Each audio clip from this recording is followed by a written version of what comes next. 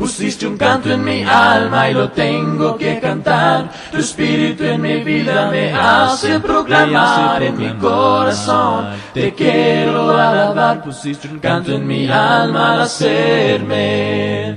Canta mi alma, y en tu nombre alabaré. Canta mi alma, y tu nombre yo honraré. Canta mi alma, mi vida te dedicaré. Canta mi alma. Proclamamos la palabra y obedezcamos su ley. Gracias, hermanos, una vez más por este fin de semana, por su hospitalidad. Y bueno, fue una visita más o menos relámpago para mí estar aquí y ver muchas caras conocidas, ver a muchos amigos de hace muchos años, los hermanos Ríos, que hace mucho tiempo los conozco, los hermanos Vázquez también, quienes me hospedaron, y los hermanos Flores, algunos estudiantes de Monterrey, de ahí de MEP, que conozco hace muchos años. El hermano Ricardo, lo conocí hace también muchos años, ¿verdad, hermano Ricardo? Cuando él estaba todavía tratando de decidir a cuál escuela ir, todavía cuando él soñaba con establecer una congregación aquí en Ramos. Tuve la oportunidad de conocerlo, y bueno, a ver a muchos de ustedes, hermanos. Ayer el hermano, conversando con el hermano David Cárdenas, quien también lo conozco hace muchos años, me decía, hermano, qué interesante, pero la mayoría de personas me dicen Polo, y a veces la gente no sabe que Juan Mesa y Polo es la misma persona, ¿verdad? Y el hermano David Cárdenas ayer me decía, hermano Polo, fíjate que yo conocí un hermano, Juan Manuel Mesa de Torreón, que a veces venía a traducir ahí a Sierra Ventana y traía un chiquillo bien latoso, pero yo creo que no tiene nada que ver contigo. Yo le dije, hermano, ese era yo, ¿verdad? Era yo, y él no se había dado, pero ¿cómo, hermano? Sí, le dije, era yo, ¿verdad? Pero, bueno, hermanos, gracias a Dios por este fin de semana, y bueno, continuamos con la fiesta espiritual ayer, hoy, mañana y el domingo. Acompáñenme a orar, hermanos, después leemos una porción de la Escritura.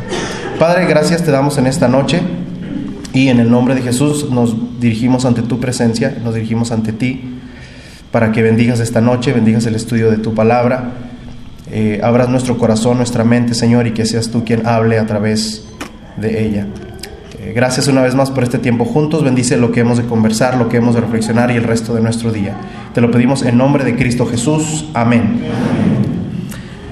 Le voy a pedir, hermanos, que por favor algunas cosas que voy a decir me deje terminar. Si ustedes dicen, bueno, ¿qué está diciendo este hermano? Esto es una herejía, ¿verdad? Déjeme terminar, y al final vamos a conectar algunas de las cosas, ¿verdad? Le pido eso, ¿verdad? Que terminemos la charla de algunas cosas que voy a decir, y cuando terminemos va a ver usted que vamos a conectar algunas de las cosas. Acompáñenme a leer, hermanos, el Evangelio según Lucas capítulo 7. El Evangelio según Lucas capítulo 7.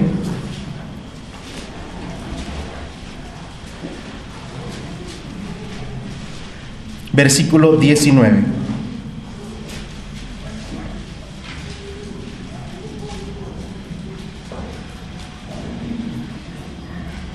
Lucas capítulo 7, versículo 19.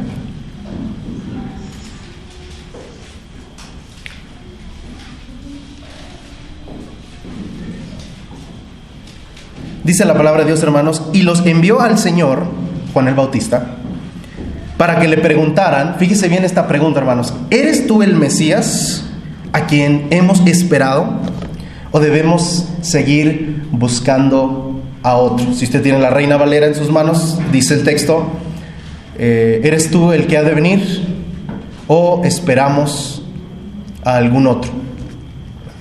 Y yo quiero, hermanos, que brevemente reflexionemos sobre esta pregunta, sobre este concepto. ¿Eres tú el que ha de venir? ¿Eres tú el Mesías, o esperamos a algún otro? Esta pregunta, hermanos, este pasaje de la Escritura, bueno, yo, a lo mejor usted igual que yo, ha escuchado diferentes explicaciones. ¿Por qué Juan el Bautista está cuestionando? ¿Por qué Juan el Bautista está preguntando? Porque si Jesús de Nazaret es el Mesías, ¿por qué? ¿Que él no sabía? La primera vez que yo escuché una explicación de esta pregunta, hermanos, hace muchos años, por un maestro, y nos dijo: no, es que Juan el Bautista preguntó no porque él tenía dudas. Y quizá esta es la explicación que usted más ha escuchado, ¿verdad? O no sé qué explicaciones ha escuchado, pero la primera que yo escuché dice: no, Juan el Bautista no tenía dudas. Juan el Bautista lo hizo por sus discípulos. Juan el Bautista no tenía dudas, él no se preguntaba, ¿será este el Mesías? ¿Será Jesús de Nazaret? ¿Por qué, hermanos? Porque no cuadra con la historia que vemos al principio en Lucas capítulo 1, 2 y 3, donde Juan el Bautista está vehementemente predicando, Él es Jesús y ni siquiera soy digno de atar las correas de sus zapatos, ¿no? De sus sandalias. Él es el Mesías. Y ahora está en la cárcel y le habla a sus discípulos y dice, vengan para acá, vayan con Jesús de Nazaret y pregúntenle una cosa, díganle, Jesús de Nazaret, ¿de verdad eres tú el Mesías o tenemos que esperar a otro Mesías? Y Jesús, hermanos, no dice, sí, díganle a Juan que yo soy Jesús. La respuesta de Jesús, ¿se acuerda? Los ciegos ven, los sordos escuchan, es decir, díganle a Juan el Bautista todo lo que está sucediendo. Y bueno, la pregunta sigue siendo la misma, hermanos. ¿Por qué Juan el Bautista le hace esta pregunta a Jesús? Para nosotros, hermanos, es obvio que Él es el Mesías. Pero quisiera que analizáramos, hermanos, un poquito del pensamiento histórico que había en el primer siglo.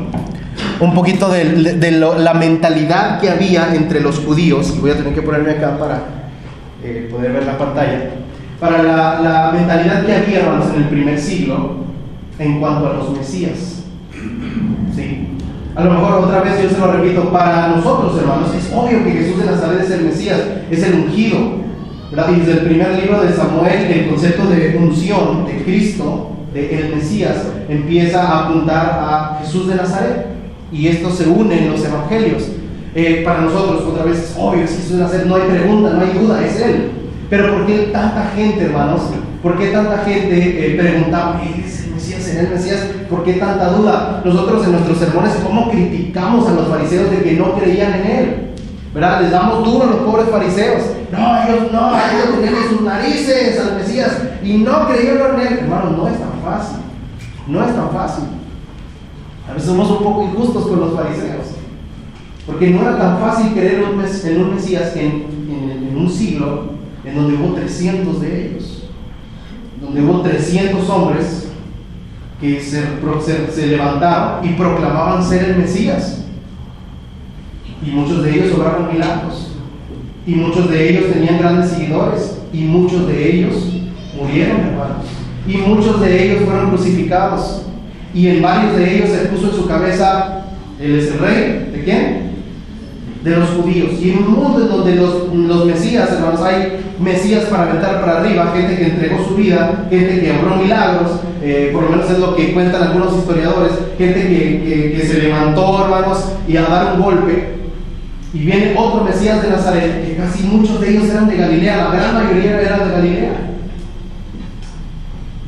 Y de repente se para uno más y no le creen, y a veces no sabemos eso y decimos, los fariseos no le creyeron al Mesías.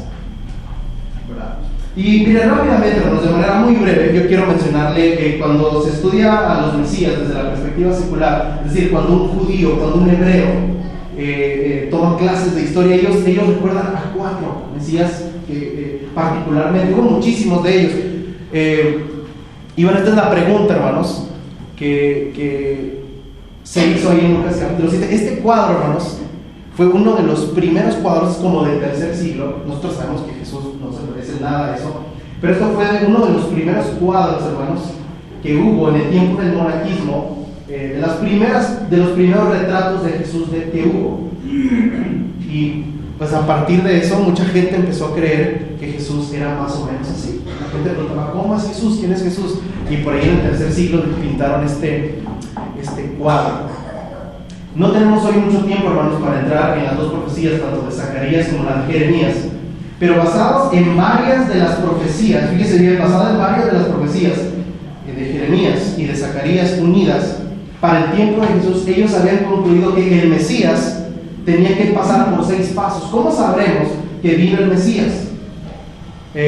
Y usted sabe, hermanos, que para muchos judíos el Mesías era más o menos como esa foto, ¿sí o no? Que el Mesías, hermanos, iba a ser un guerrero que los iba a liberar del yugo. Y para muchos judíos, el Mesías tenía que pasar algunas cosas. Número 1, se tenía que levantar un tirano, un opresor. Número 2, el pueblo tenía que sufrir. Número 3, se levantaba un héroe. Número 4, purificaba el templo. Número 5, vencía al enemigo. Y el más importante, establecía su reino. Y se levantaban, hermanos, mesías uno tras otro. Y en el tiempo de un tirano, cuando el pueblo estaba sufriendo y ellos se levantaban como el héroe del momento, llegaban al templo y lo purificaban. ¿Usted cree que la de Jesús de Nazaret fue la única purificación del templo? No, hermanos. Solo como del año 5 al año 50 hubo más de 10 purificaciones en el templo de Jerusalén. Y una de ellas fue hecha por Jesús de Nazaret, que llegaban y tiraban. Y es más, en una de las purificaciones del templo, mataron a un sumo sacerdote. Uno de los mesías llegó y le enterró una estaca en el cuello al sumo sacerdote. La purificación fue bien grande, la limpieza del templo. Hubo muchas purificaciones del templo. Y después tenía que vencer al enemigo, tenía que vencer a Roma. Y después de vencer a Roma, el Mesías, hermanos, se iba a sentar en su trono. Y una vez que había derrotado a los romanos o al pueblo que fuera el enemigo, ellos decían: yo soy el Mesías. Y aquí están las 6 pruebas. ¿Y saben qué pasaba, hermanos? Que sí lo hacían. Se levantaba un tirano, el pueblo sufría, se levantaba ellos como héroe, purificaba el templo, vencían al enemigo, pero una victoria parcial. Es decir, había un enfrentamiento, ellos vencían, y antes de establecer su reino, hermanos, llegaba a Roma, y con todos los mesías fue lo mismo. Llegaba a Roma, hermanos, hartos de los judíos. Después de una derrota pequeña, llegaban con todo el arsenal. ¿Y qué hacían? Los hacían pedazos. Y todos los mesías morían. Unos decapitados, muchos crucificados. Y la historia fue muy parecida con Jesús de Nazaret. Por eso cuando le pasó lo mismo, fíjese bien, le pasó lo mismo. Yo le dije que me iba a dejar terminar, ¿verdad? No se asuste. Cuando le pasó lo mismo, hermanos, los judíos dicen: ¿otro más? Otro que viene y en el día del tirano, todos sufrimos, él se levanta como héroe, viene y purifica el templo igual que los demás, sí vence al enemigo, pero cuando va a establecer su reino, viene Roma y lo aplasta. Otro Mesías fallero. ¿Se acuerdan que los apóstoles, hermanos, en la crucifixión se fueron todos tristes a pescar, se fueron a sus antiguos trabajos? ¿Por qué cree eso? ¿Por qué cree que fue eso? Por eso. Porque ellos dijeron: Mesías fallero. Muchos comentaristas piensan que la razón principal por la que Judas entregó a Jesús fue por decepción. Otro Mesías, otro más. Judas el martillo fue el primero de ellos, hermanos, que se autoproclamó el Mesías. También se conoce como Judas Macabeos. Igual, hermanos, se levanta un tirano, primer pueblo, el pueblo sufre. Cuando viene Judas Macabeos, hermanos, el pueblo estaba sufriendo muchísimo. Antíoco Epifanes había convertido a Jerusalén en una capital de pecado, en un mundo en una ciudad de muchísimo paganismo, y estaban bien enojados porque ellos ya tenían cientos de años con cierta tranquilidad. Desde Darío habían experimentado años de tranquilidad, y ahora viene Antíoco Epifanes y los empieza a maltratar, los empieza a tratar mal, empieza a profanar su religión y su templo. Y Judas, hermanos, el martillo Macabeo, se levanta en esta revolución por completo. Y ahí viene el Hanukkah, que celebran hoy los judíos en el mes de diciembre, y ellos van, hermanos, se enfrentan con el ejército de Antíoco y lo derrotan, hermanos. Y y todo el mundo está bien contento. Al fin llegó el Mesías que nos iba a liberar. Al fin llegó el hombre que tanto hemos esperado. ¿Sabe usted, hermano, que desde el tiempo de los profetas menores, cada vez que se enfrentaban a alguien y eran vencidos, ellos decían: pero espere que venga el Mesías, deje que venga el Mesías y los va a poner en su lugar? Por la imagen del guerrero Mesías que ellos tenían. Hay muchos documentos que nos muestran cómo los judíos, cuando peleaban, decían: deje que venga el Mesías y los va a poner en su lugar. Y llegó Judas el martillo, Judas Macabeos, hermanos, y derrotó al ejército enemigo, aparentemente. Todos, hermanos, lo sentaron en la silla y dijeron: este es el Mesías que tanto hemos esperado. Y cuando está a punto de establecer su reino, hermanos, ¿qué pasó? Llegaron y los barrieron a todos, los mataron de una manera horrible. Simón la Estrella, Bar Kokhba, ¿ha escuchado este nombre? 132 después de Cristo, hermanos. El martillo vino 167 antes de Cristo. La estrella Bar Kokhba, hermanos, viene 60 años de que el templo había sido destruido en Jerusalén. Viene, hermanos, un rabino, y basado en la profecía de Números capítulo 6, le pone un apodo a este hombre y le llama la estrella, por aquel pasaje de Números donde la estrella debe resplandecer. Y el rabino más prominente del momento, hermanos, le llama la estrella. Él va a ser nuestro Mesías. En este momento, hermanos, ya el tirano no era ni era Herodes, ni era Antíoco Epifanes, era Adriano, el emperador. Adriano el emperador, hermanos, vino en el tiempo de Simón la estrella y empezó otra vez a profanar el templo, empezó a matar a los circuncidados, y lo que hizo, hermanos, es prometerles que iba a reconstruir el templo, y al final no lo hizo. Los judíos, hermanos, empezaron a revisar algunas de las profecías y empezaron a decir, más o menos después de 70 años de la destrucción del templo iba a venir renovación. 70 años de desolación, 70 años después de renovación. Más o menos habían pasado 70 años y la gente está lista para volver a pelear, está lista para levantarse, está lista para que Dios ahora sí traiga al verdadero Mesías.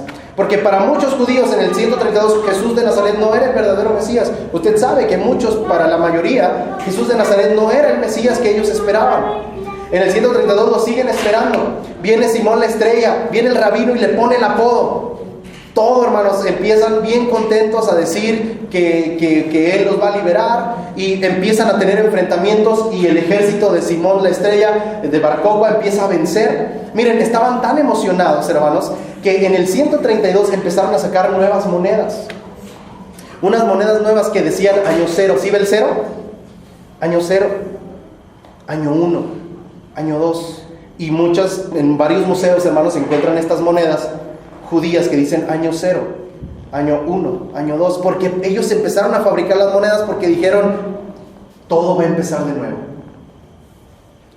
Jerusalén va a experimentar su renovación, todo va a ser hecho nuevo, y por eso hicieron estas monedas, año 0, año 1, todo vuelve a empezar, Dios nos va a regresar la gran gloria. ¿Saben qué pasó? Cuando pasaron todos los pasos que ya vimos, y cuando Bar Kokhba, hermanos, se iba a sentar en su trono, vino Roma y los persiguió y los derrotó y los aplastó de una manera tan cruel que todavía hasta nuestros días, hermanos, hay algunos rasgos arqueológicos de esta matanza. Los persiguieron hasta las montañas, los mataron de una manera horrible y mataron a Bar Kokhba, hermanos. Y después le empezaron a decir, le cambiaron el apodo de Bar Kokhba. Bar Kokhba significa hijo de la mentira, el mentiroso, el Mesías que nos prometió y que al final no nos cumplió. El responsable, hermanos, número 3, el responsable de la destrucción del templo de Jerusalén, Bar Giora, se metió con su ejército, hermanos, en el 66, 4 años antes de la destrucción del templo. Pelearon, mataron a todos los romanos dentro de Jerusalén, los mataron a todos y cerraron las puertas. Cuando cerraron las puertas y estaban adentro, hermanos, estaban puros judíos adentro de Jerusalén. Y empezaron a decir, al fin estamos solos aquí en Jerusalén, al fin es nuestra ciudad. Y 4 años gobernaron, tranquilos, sin que los molestaran. Se sentó en el trono del Mesías, se autoproclamó el Mesías. La gente lo reconoció como el Mesías. ¿Y qué pasó en el 70? ¿Se acuerdan? Viene Tito. La vacante de emperador estaba libre, no había emperador, había un interino. Tito quiere ganar y él quiere ser el próximo. ¿Cómo puede hacer él para congraciarse con los romanos? Y los judíos tenían años, hermanos, siendo la piedra en el zapato de Roma. Y dice Tito, voy a quitarle esta piedra del zapato a Roma de una vez por todas. Vamos a ir a atacar a los judíos, pero ya no como antes. Ahora vamos a matarlos a todos y vamos a destruir ese templo que ha sido una piedra en el zapato. Y no me voy a meter en detalles del año 70, usted conoce la historia perfectamente, cómo los mataron, cómo los sitiaron, cómo se metieron, hermanos. Y el cuarto, hermanos, Jesús de Nazaret. Los 4 principales mesías de la historia de Israel. ¿Por qué habríamos de creerle a Él? ¿Qué tiene Él de diferente a los demás? Bueno, es el Hijo de Dios. Bueno, eso dice usted. Eso dice usted, eso digo yo que creemos en Él. No, pero la Biblia lo dice. Bueno, eso decimos usted y yo. ¿Sí me entienden? ¿Por qué habríamos de creer en Él, hermano? Si fue lo mismo. Se levantó un tirano, el pueblo sufría, se levantó un héroe, purificó el templo, tuvo unas victorias, y cuando iba a establecer su reino, lo crucificaron.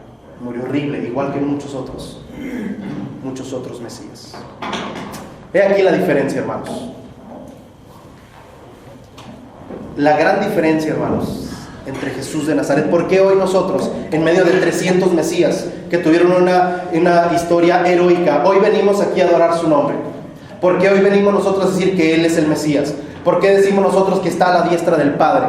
¿Por qué decimos que Él es diferente? ¿Por qué lo alabamos? ¿Por qué decimos no solamente eso, sino que es Dios? ¿Cierto o no? ¿Por qué somos bautizados en su nombre? Porque esta reunión es en su nombre. ¿Por qué creemos firmemente, hermanos, que Él va a volver? ¿Qué nos hace pensar eso? ¿Por qué no pensamos en Bar Kokhba? ¿Y por qué no decimos que Él va a volver? Porque Él sí. Porque Él lo dijo, hermanos. Mi guerra no es contra Roma. Yo no vine a liberar a nadie. Los discursos de Bar Kokhba, hermanos, era vamos a destruirlos, vamos a matarlos a todos. Y cuando venían con Jesús de Nazaret le decían, Señor, vamos a levantarnos.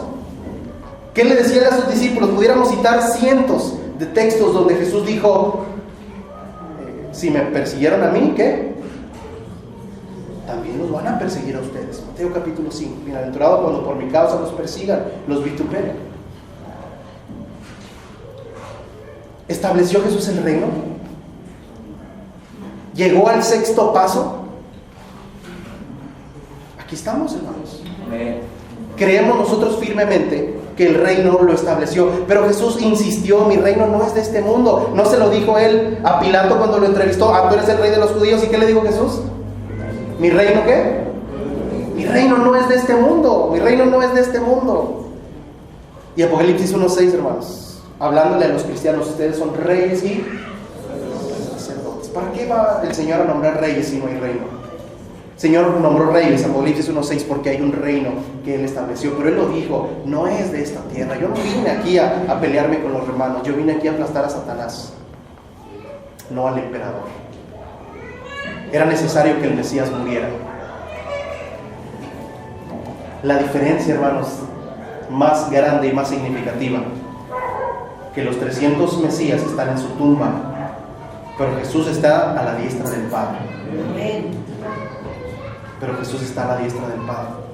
Creemos firmemente y hay suficiente evidencia histórica, y no es porque la necesitemos, pero hay suficiente evidencia histórica de que el Mesías resucitó, de que Jesús de Nazaret resucitó al tercer día. Él no se quedó ahí, hermanos. Él no fue igual que nosotros. Y hermanos, su nombre sigue siendo proclamado. No hay ningún movimiento religioso en el mundo que proclame a otro de los 300 Mesías. No hay personas que se reúnen en el nombre de Bar Kokhba o de Judas Macabeos o de Teudas. ¿Se acuerdan que en el libro de los Hechos se menciona Teudas? Y este punto, hermanos, en el libro de los Hechos es bien interesante, porque cuando surgía un Mesías, ¿qué hacía Roma para que ya dejaran de fastidiar a sus discípulos? Lo mataban y se disipaba el movimiento. Y cuando están reunidos, hermanos, las autoridades en el libro de Hechos, dicen ellos, esta es la primera vez que lo matamos y los discípulos crecen. Y pasa el tiempo y en lugar de olvidarse de Él como todos los Mesías, se hacen más y más y más seguidores de Jesús de Nazaret. ¿Qué tenemos que hacer para que dejen de hablar de Jesús de Nazaret? Y pasaron 2000 años, hermanos, y seguimos proclamando el nombre de Jesús de Nazaret. Entre más pasa el tiempo, hermanos, más seguidores tiene Jesús. El cristianismo, hermanos, que surgió gracias a este Mesías, es la única religión en el mundo, hermanos, la única religión en el mundo que trasciende toda la cultura y todo el idioma. Si usted quiere convertirse al judaísmo, usted tiene que aprender hebreo. Si usted quiere convertirse al budismo, usted tiene que aprender la lengua. Si usted quiere ser musulmán, usted tiene que aprender. Está prohibido traducir el Corán. Y la Biblia, hermanos, es el libro más traducido. No importa qué lengua, no, la gente no tiene que convertirse de cultura. Cristo está ahí presente. El mensaje de salvación está ahí con ellos. Esta es la prueba de amor, hermanos. Esta es la más grande prueba que nosotros tenemos. Por eso, hermanos, nosotros creemos en Jesús de Nazaret. Jesús, hermanos, Él lo dijo en el capítulo 5, vino a cumplir la ley. Y cuando Él habla, hermanos, de someternos a la ley, cuando Él habla de someternos a la ley y dice, ¿se acuerdan el versículo 20? Si quieren entrar al reino de los cielos, su justicia tiene que ser igual, dice igual, mayor a la de ¿quién? A la de los escribas y fariseos. Ahora, si nos ponemos a pensar un momento, hermanos, ya voy a terminar.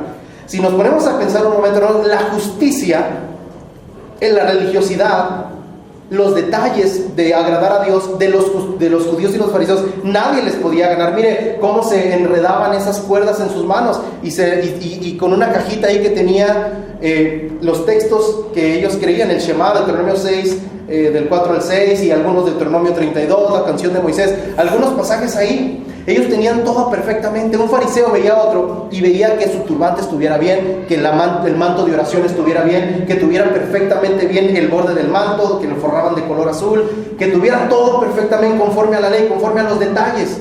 Ellos cuidaban cada detalle, hermanos. Eran muy religiosos. Pero cuando Jesús viene, dice, ustedes tienen que ser mayor que ellos. Yo me imagino a los discípulos, hermanos, asustados. No se puede ser mejor que ellos. Ellos son muy religiosos. Ellos cuidan cada detalle, que nada falle, que todo se diga bien, que tengas la retórica adecuada, el lenguaje adecuado, el vocabulario correcto, que todo lo hagas perfectamente bien. ¿Cómo podemos ser mejor que ellos? Y dice Jesús, muy sencillo. Muy sencillo. ¿Cuál es el punto de Jesús, hermanos? Cuando Él dice, tienen que ser nuestra justicia mayor que la de ellos. ¿Que seamos más cuidadosos de los detalles de la vestimenta? No, que la ley se vuelva de corazón. Porque eso es lo que no hacían ellos. Todo perfectamente amarrado, todo perfectamente cuadrado, la vestimenta perfectamente puesta, todos los detalles de santidad religiosa perfectamente en su lugar, la retórica correcta, el sermón adecuado, no sé qué hice. Ahí está. Eso ya lo vimos.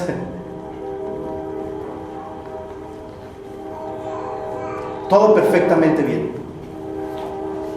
Pero Jesucristo, recuerda Marcos capítulo 6, este pueblo de labios me honra,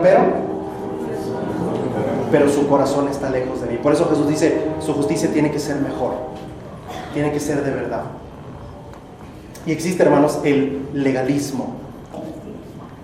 Y el legalismo, hermanos, el legalismo es aquella costumbre de vivir una religión de superficie, donde cuido lo que se ve, donde cuido mi vocabulario, donde cuido lo que sucede en una hora a la semana, lo que decía ahorita el hermano de la congruencia. Pero que en nuestro hogar, cuando estamos en la intimidad, cuando estoy navegando en internet, cuando estoy con mis amigos de la escuela, cuando estamos en el trabajo, cuando se nos presenta una oportunidad de mentir y de defraudar, cuando estoy tratando a mi esposa en la casa, ahí necesito santidad. Hermanos, imagínense, ¿de qué me serviría a mí venir aquí y predicarles a ustedes y animarlos en el nombre del Señor Jesús y que mi esposa esté aquí sentada y no me crea? Y que ella diga, mira cómo predica este y tal. ¿Se imagina, hermano? ¿Se imagina que mi esposa esté aquí sentada y no me crea mi sermón? Si ella no me cree, hermanos, de nada sirve lo que yo les tenga que decir a ustedes. Si están mis dos hijos aquí sentados y ellos no creen mi sermón, ¿de qué me sirve presentar mi mejor cara de religioso y de espiritual y de tener la vestimenta adecuada? Pero mi corazón está lejos del Señor. ¿De qué sirve, hermanos? Pero el legalismo se enfoca en apuntar, en juzgar lo que se ve, en juzgar sin saber, en acusar a los demás. ¿Sabe cuál es el problema, hermanos, del legalismo? El problema del legalismo es que solo se enfoca en la superficie. Solo se enfoca en la superficie. Pero hay una gran porción que se descuida, que es el corazón. La gente se viste bien, pero son terribles en la intimidad. La gente habla bien, pero hace cosas indebidas cuando están a solas. Ese es el problema del legalismo, hermanos. que cuando nos enfocamos en lo que se ve, en lo externo, y fíjese, no me malinterprete, lo externo es importante, el vocabulario es importante, la vestimenta es importante, todo eso es importante, pero no es lo más importante. Entendámoslo, hermanos. No es lo más, sí es importante, hermanos, y tenemos que enseñar, pero no es lo más importante, hermanos. Y a veces lo hemos vuelto lo más importante y no lo es, hermanos. Esa fue la predicación de Cristo. Esa fue la prueba de amor de Jesús, hermanos, que Él vino a decir eso. 6 ocasiones en Mateo capítulo 6 lo dijo. ¿Oyeron que fue dicho? No matarás. Pero yo les digo que no ofendas a tu hermano. Fíjese, lo externo y lo interno. Escucharon que se trabajó lo de arriba, pero yo les digo, pero ¿qué gana con no matar si usted vive con rencor en su corazón? No adulterarás, bueno, no adultera usted, pero ¿qué gana con estar siempre deseando a la hermana o a la persona o al hermano en el corazón? ¿Qué gana con no jurar si usted no tiene palabra? ¿Se fija, hermanos, el contraste de Jesús? Ese es el legalismo, hermanos. Conozco muchas personas legalistas en mi vida, usted también, ¿cierto o no? Que se enfocan en lo de arriba, pero que descuidan su corazón. Y Jesucristo quiere nuestro corazón. Es lo más importante. Pero también está el otro extremo. Lo que pasaba en el primer siglo. También gente que no tenía ley. Y sabemos, hermanos, que la ley fue dada para ponernos límites. Sí. La ley fue dada para ponernos límites. En el capítulo 1 de primera carta a los Corintios hay una división de 4. Yo soy de Apolos, yo soy de Pedro, yo soy de Pablo, yo soy de Cristo. Y esta división tiene que ver más, hermanos, con esto, ¿verdad? Los que decían yo soy de Pablo predicaban la libertad, yo puedo hacer lo que yo quiera, nadie me diga nada. Los que decían yo soy de Apolos, nosotros somos los más inteligentes. Los que decían yo soy de Pedro, nosotros somos los más santos y los más puros, unos despreciándose a otros. Y había un grupo que decían somos de Cristo, pero que también participaron en la división. ¿Cómo poder ser balanceados, hermanos? ¿Cómo encontrar un balance? ¿Cómo poder amar la ley de Dios, pero también entregarle nuestro corazón al mismo tiempo? Es una pregunta muy importante. Amarle nuestra ley. La ley, hermanos, puede ser nuestra mejor amiga o puede ser nuestra peor enemiga. La palabra de Dios, hermanos, puede ser nuestra mejor amiga o puede ser nuestra peor enemiga.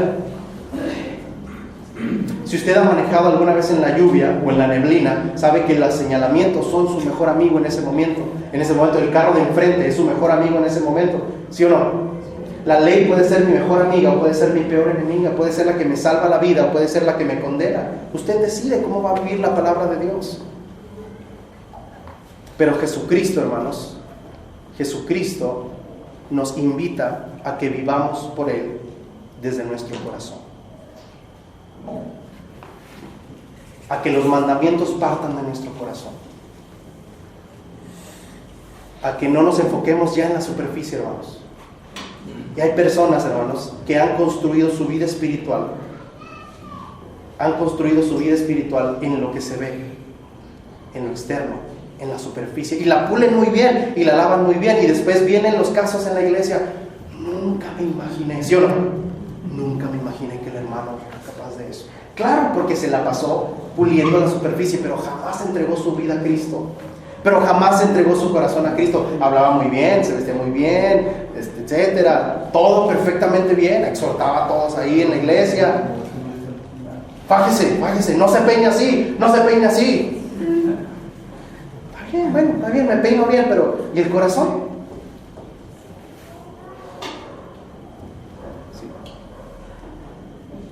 El año pasado, cuando estaba en una reunión de jóvenes aquí en México, estaba un muchacho afuera, sentado, y tenía un piercing aquí en la ceja.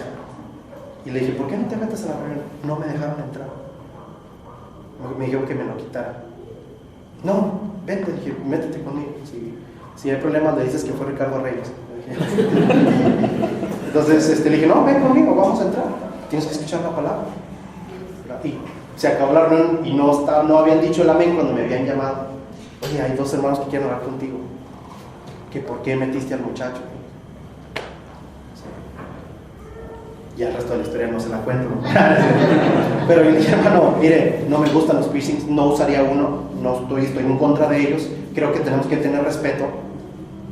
Pero, hermano, ¿hasta cuándo nos vamos a enfocar más en el corazón? Yo he experimentado, hermanos, aquí en México, en muchos lados, donde los que están bien peinados, bien fajados, caen en pecado, dividen las iglesias. Porque estamos tan acostumbrados a trabajar en la superficie. Y no me malinterpreten, no digo que eso no es importante, hermanos, es importante. Tenemos que enseñar a nuestras hermanas, a nuestros hermanos, a nuestros jóvenes a ser propios, a ser respetuosos, a ser reverentes, estamos de acuerdo. Pero ¿hasta cuándo vamos a trabajar lo más importante, hermanos? El corazón. Hermanos, ¿se puede celebrar esto? ¿Se puede celebrar lo otro? Todos los predicadores nos atormentan con esas preguntas, hermanos. El otro día, hermano, ¿puedo celebrar mi cumpleaños? Le digo, si me invitas, sí. Vamos, ¿hasta cuándo, hermanos? ¿Hasta cuándo, hermanos? Vamos a decir, bueno, Señor, voy a vivir en santidad todos los días de mi vida, de lunes a viernes, cuando estoy a solas. Y se lo repito, porque va a decir, ese hermano que trajeron está bien torcido. No, hermanos, creemos lo mismo usted y yo, hermano, creemos lo mismo. Tenemos que ser reverentes, tenemos que apartarnos del mundo, de las tradiciones, de acuerdo. Estamos de acuerdo en eso usted y yo. Pero ¿cuándo vamos a enfocarnos más en nuestro corazón? En nuestros corazones, en hacer discípulos para el Señor, que vivamos en santidad todos los días de nuestra vida.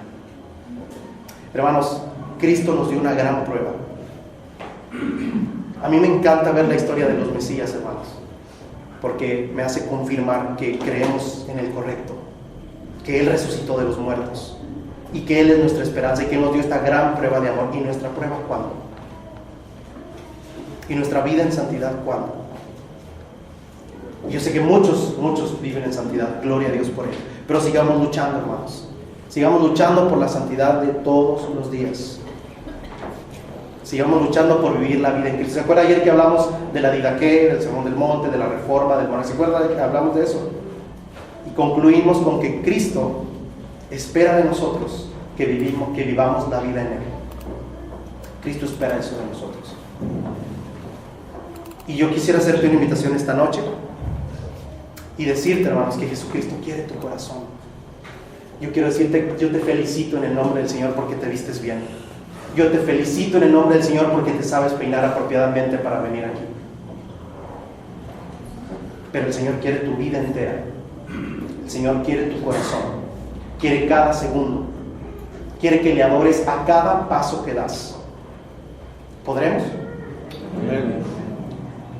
Nos atreveremos, hermanos, a vivir, a que le dé adoración a Dios cada paso que damos, hermanos, cada vez que respiramos, cada vez que llegamos al trabajo, y que no tengamos esa separación de adoración y vida laboral, sino que cada cosa que hagamos, hermanos, le dé adoración a Dios.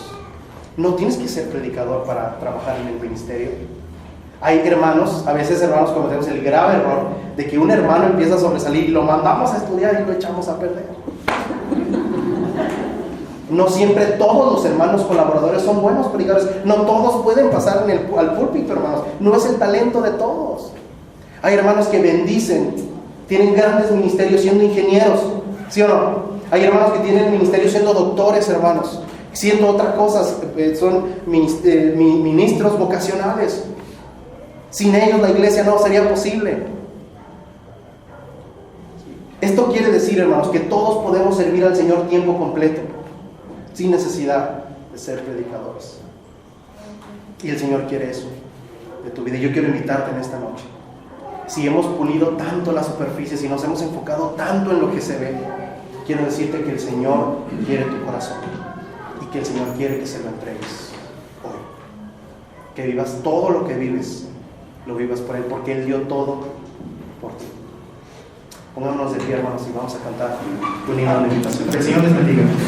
un canto en mi alma y lo tengo que cantar. Tu espíritu en mi vida me hace proclamar en mi corazón. Te quiero alabar. Pusiste un canto en mi alma al hacerme. Pusiste un canto en mi alma y lo tengo que cantar. Tu espíritu en mi vida me hace proclamar en mi corazón. Te quiero alabar. Pusiste un canto en mi alma al hacerme.